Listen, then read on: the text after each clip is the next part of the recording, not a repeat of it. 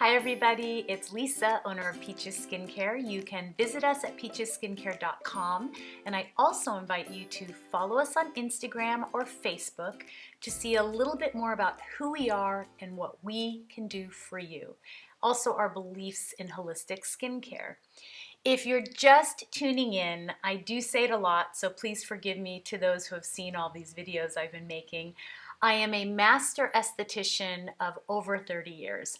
I'm 54 years old. If you're tuning in for the first time, I don't wear any foundation, no concealers, so what you're seeing right now is my true skin. I also don't do anything invasive to my skin. I don't inject my face with Botox, with fillers. I do no lasers, no chemical peels. Everything that I'm about is teaching people how to be beautiful and have healthy, glowing skin naturally. Today we're going to talk about Retin-A and Retinol, two things that I'm hearing a lot about and a lot of clients have asked me about. I think there's a little bit of confusion because one is prescription and one is natural, that one is better than the other. So I thought I'd give you a little bit of a lesson on Retin-A and Retinol and hope that it resonates with you and it helps you discern a little bit of what's out there. So first of all, Retin-A, which has been around, or I would say it's been around a long time, but it really gained a lot of traction in the 80s and 90s. Women were really looking for something to get rid of the wrinkles, to make their skin look better, and everyone was talking about Retin-A.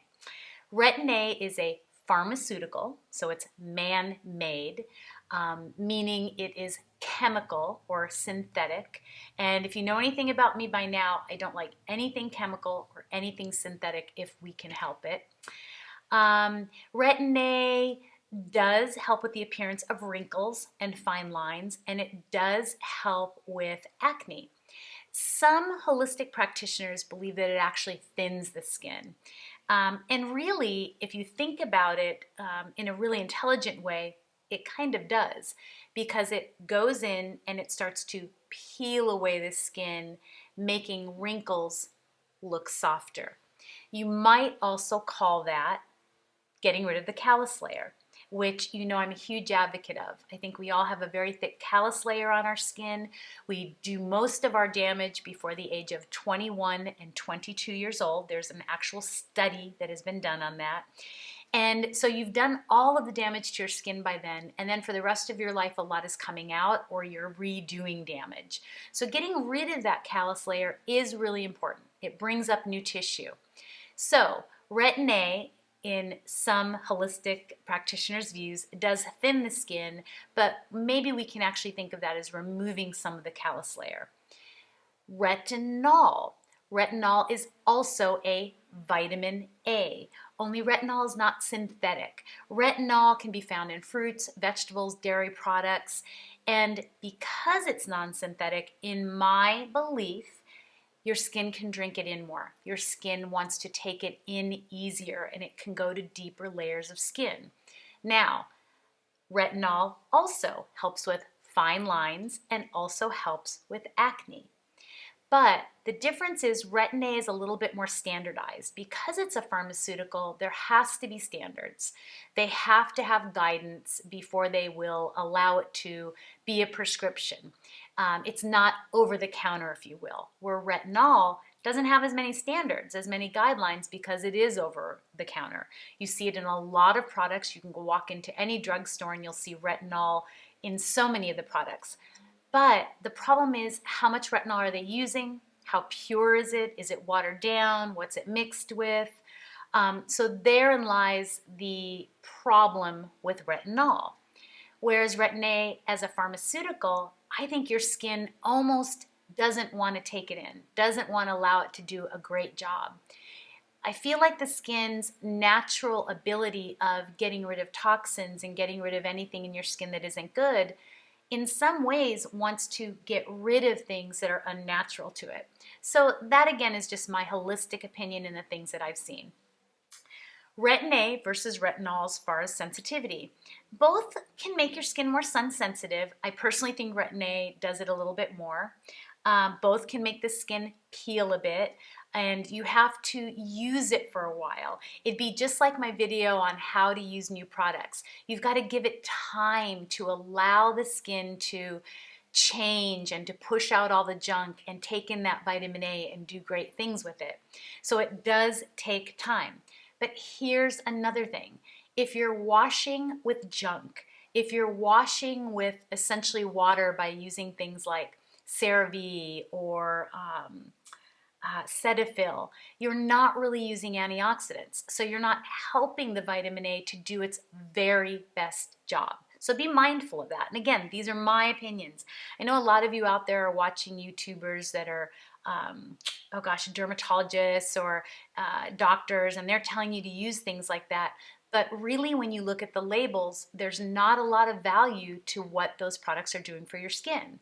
So then you try to use a retinol or a Retin-A, and you wonder why you're not getting a huge difference in your skin. With that said, anytime you use something new, you're going to get some type of difference. It's just a known fact, or at least it is for what I see in my industry. You can start using something new and you'll start to see changes at first. It's if those changes remain and they continue. Okay, so back to Retin-A and retinol. They're both retinoids. They both have vitamin A in them, one more chemical, one synthetic. If you've ever heard of vitamin A, you've heard about it in Accutane, a very intense acne drug that I really feel has been overly prescribed and overly given by dermatologists. I cannot tell you how many times a young person or an adult comes into our salons and they're on Accutane and the acne's only on their cheeks, but there's nothing on their chest, on their back, nowhere else. And I ask them, did the doctor ask what you eat? Did the doctor ask if you wear foundation? Did the doctor ask what you wash with? And the answer is more than not no. The doctor asked nothing. They just put them on a really harsh drug. Now, my point to that is that vitamin A or Accutane can actually cause birth defects in babies. It can cause a lot of damage to your system. And I've actually had people really not understand or believe this, but it does cause and have effects on your reproductive organs.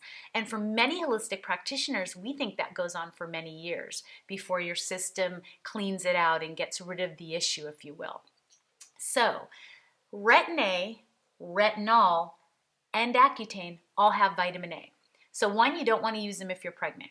Two, these are not prescriptions or items that you just use because you think they're great and you have no guidance in using them. You don't go down to the drugstore and find a product with retinol in it and think it's going to work miracles. And you certainly don't go and get some Retin-A from a friend if you haven't been under a doctor or a dermatologist's guidance. An esthetician can also guide you with retinols. We just cannot write prescriptions. We can only guide you on when to use it with what we're doing with your skin. Which do I prefer? I prefer retinols. So retinols, they're gentler to your skin. Your skin can drink them in, as I had said.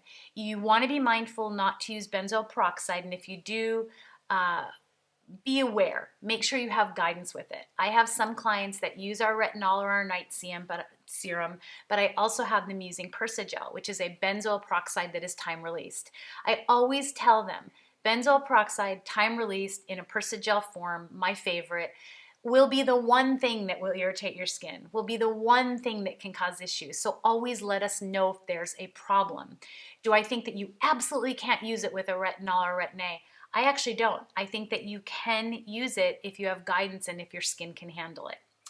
I'm not a huge advocate of you putting foundation and junk over these products. I think you can have chemical reactions, and I see it all the time. How do I know it's a chemical reaction? Because the minute I take them off of foundation, their skin improves.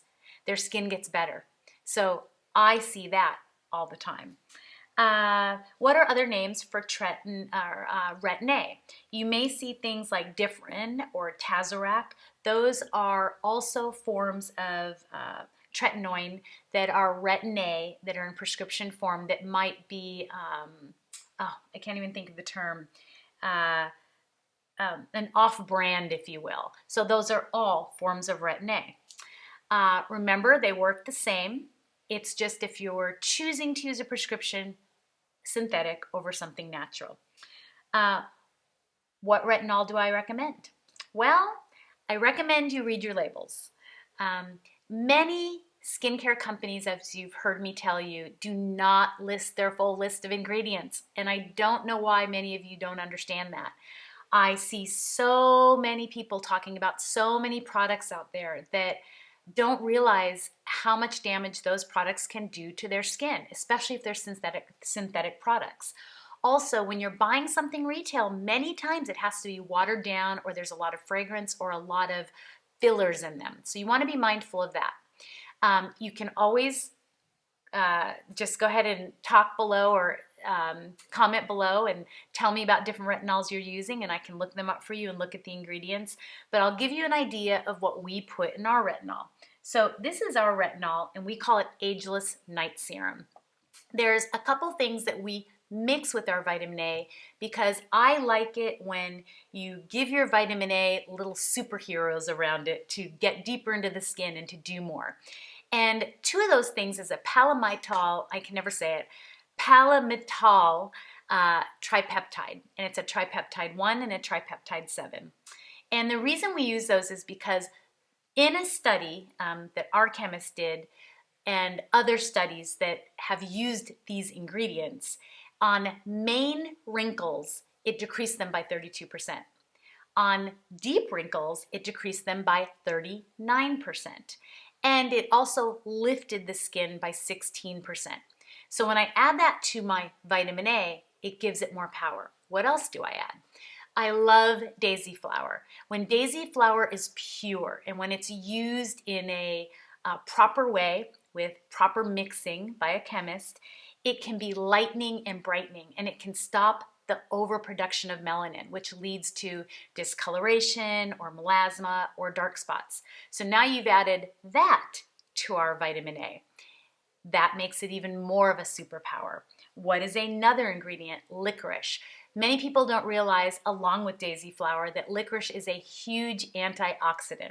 You'll always hear me talk about antioxidants because antioxidants are really the only thing that can make change in your skin. So many things just sit on top, and so many things smell pretty and look pretty and are in pretty bottles, but they're really not doing anything.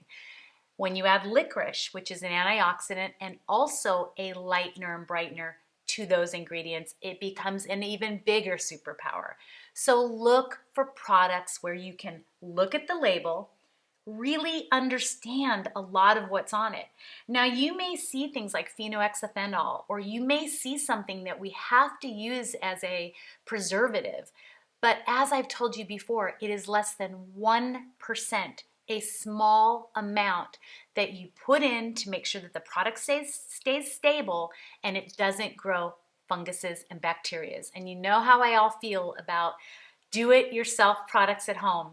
So many of those can grow funguses and bacterias. They're natural, and I think it's wonderful that people are making some of those things, but put them in the refrigerator. Don't let them sit there for long.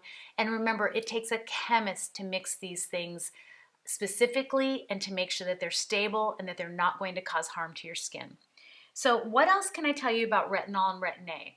Be mindful, do your due diligence, but most importantly, nothing, and I already said it in the video before, but I want to say it again, nothing is going to change your skin or be a miracle if you're not drinking plenty of water, if you're not eating healthy, getting rid of the sodas, getting rid of the sugar, getting rid of the dairy if it's possible, as I said during my 7-day challenge, and using pure antioxidants on your skin.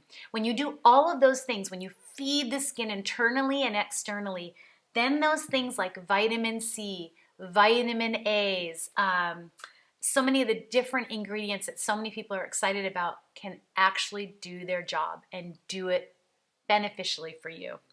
I hope this gave you some knowledge on Retin-A and retinols. If you have any comments, comment below with kindness. I hope that you all found something that resonated with you during this, and I hope you all stay healthy and beautiful naturally.